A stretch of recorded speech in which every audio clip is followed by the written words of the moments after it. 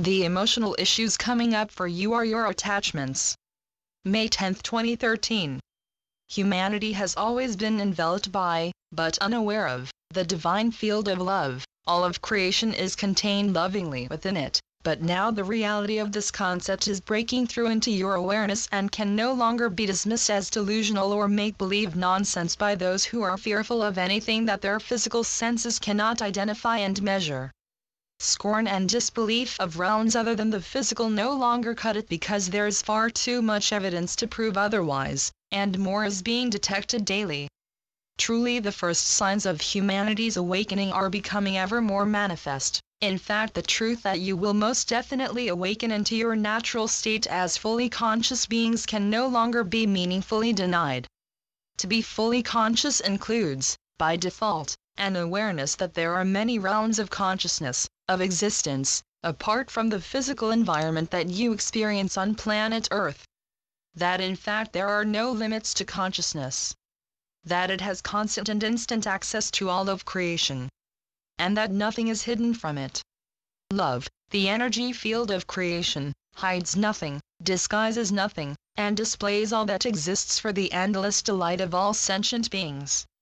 Anything of which you remain unaware is by your own personal choice. It has not been withheld from your field of knowledge by some externally imposed imperial or dictatorial decree. All that our Father created is sentient, and sentience allows for a limitless evolution in a field that is itself infinite. Sentience is intelligent and has the ability to invent tools such as those that enable it to define itself as limited, and then experience existence in that limited state, or to define itself as limitless and then experience itself as such. It is free to establish conditions or situations that appeal to it in the moment, now, and then extend those moments into eons, or reduce them to a pulse of pure energy that is far too short, too brief to register or be measured by any instrumentation that could ever be developed in a state of limitation. All sentient beings were created in love with eternal and everlasting life. Some then chose to experience limitation, and while that choice remains supported by the collective that made it, it will be divinely honored and the experience will continue. However, the limiting conditions chosen and experienced by humanity have been fully developed and have no further hidden aspects that remain to be uncovered, so humanity has chosen to depart that unreal state and awaken.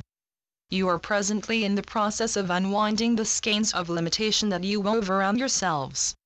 Skeins of fear, anger, resentment, distrust, judgment, and so on, which have hidden love from you. Love, as you have often been reminded, is all that exists, and when those illusory skeins in which you entangled yourselves are removed, the fullness of love will be majestically and gloriously revealed to you.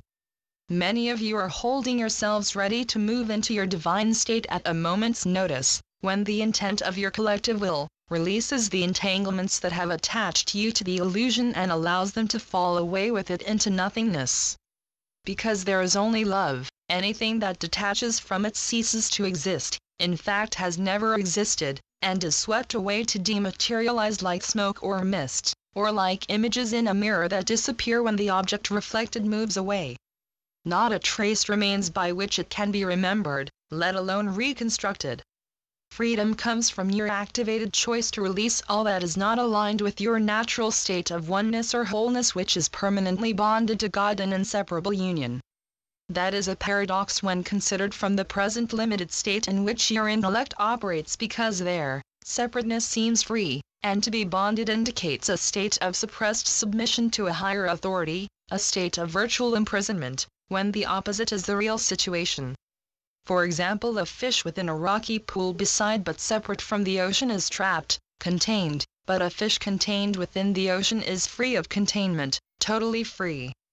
By releasing your attachments, your entanglements, to your angers, resentments, judgments, and fears, you free yourselves of all the limits that those attachments impose, to float freely, unimpeded and unrestricted in the infinite field of God's love, your natural habitat. The emotional issues coming up for so many of you, the turmoils and disturbances which are throwing you off balance, are your attachments coming up like bubbles or balloons for you to address. You can hold on to them or release them.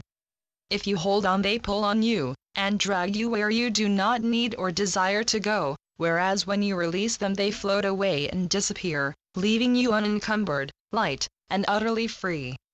Let go of judgment and all the unloving and heavy burdens that it imposes upon you, and discover the joy, the freedom, the lightness, and the carefree existence that becomes possible and that instantly embraces you. Your loving brother, Jesus. Channeled by John Smallman. johnsmallman2.wordpress.com